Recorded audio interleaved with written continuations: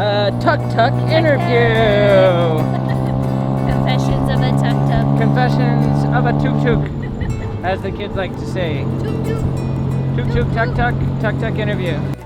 Hey, Leslie here from the 7 Wayfinders. My husband, Chris, and I are traveling around the world with our 5 children. 5 plus 2 equals 7. 7 Wayfinders. We sold our home and all of our possessions in order to find a new home for ourselves. In the meantime, we've been traveling now for over a year full time. If you're interested in more of our story, be sure to check out our channel. But today I want to tell you about tuk-tuks. What is a tuk-tuk? Maybe you've heard of this, maybe you haven't. If you've ever been to Bangkok, of course you already know what a tuk-tuk is. But if you've never been, you might be hearing people throw that word around who have been to Thailand. Tuk-tuk? What's a tuk-tuk? So I wanted to tell you what a tuk-tuk is and give you my tips for how to use them.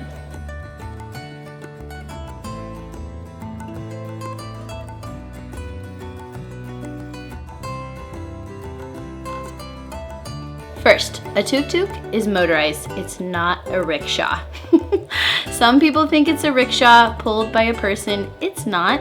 It's kind of like a moped with a giant sitting area on the back, but they have quite a bit of power. They're not allowed on the highway, just so you know, but they can go really fast, which is the first thing you need to know. It is quite an experience.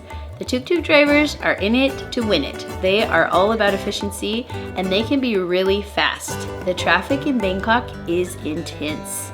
Rush hour lasts about 3 hours every afternoon, 3 to 4 hours actually, and can be literally a standstill. So sometimes a tuk-tuk is really nice because those crazy drivers can get you there faster.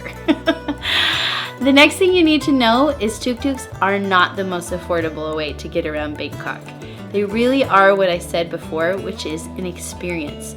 I love them, and we took quite a few in our 5 weeks in Bangkok, just because I think they're fun. We took our kids on them, we took them on our date nights. However, they're usually a lot more money. Unless the tuk-tuk driver is pretty desperate for the business, it's gonna be maybe double or triple what a taxi is going to cost you. So keep that in mind, know that it's an experience and something you should do at least once, and then after that, you're informed. 11 at night. We're going down the opposite lane.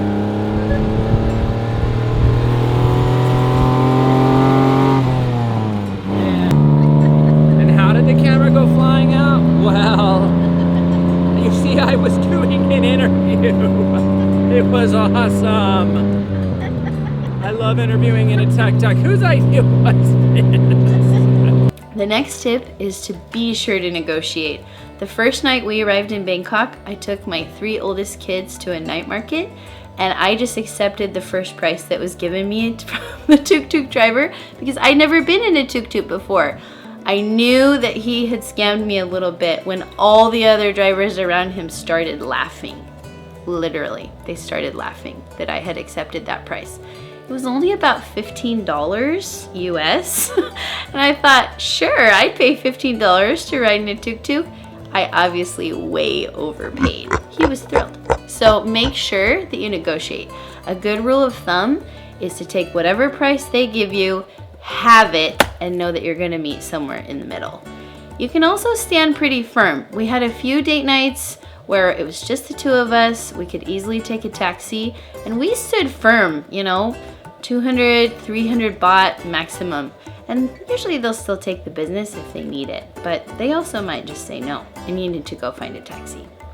You like our tuk-tuk ride, Harry? You should take a picture of that. I am. Like I can see Chris. I know. Mommy. There's our other wayfinder. You like the lights? Yeah, we saw lots of tuk-tuks. Lots of tuk-tuks. Yeah.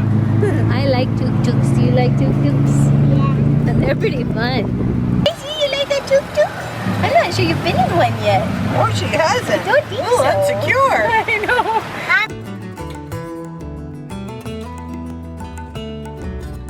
I would personally say that tuk-tuks are better when traffic is really bad. You don't have air conditioning, which is an important thing to remember. However, it is very entertaining, especially for our little kids. Most of the tuk-tuks have disco lights in them. You're open air, so you can feel the air, you can smell the smells, you can see everything, and it keeps my kids way more entertained than sticking them in a taxi. 5 kids in a taxi is not that fun, just so you know. Next, tuk-tuks are used for more than just moving people. They can move a lot of people, like maybe up to 15 people, legitimately. But they can also move a lot of cargo. They're kind of a workhorse around Bangkok, so you can see all kinds of things in a tuk-tuk. If you've got a big party and you want to share the cost and you want to have a crazy ride, you can fit a lot of people. They really don't regulate how much gets into a tuk-tuk, unlike a taxi, where sometimes they care a little bit more. All right. How many wayfinders can you fit in a tuk-tuk?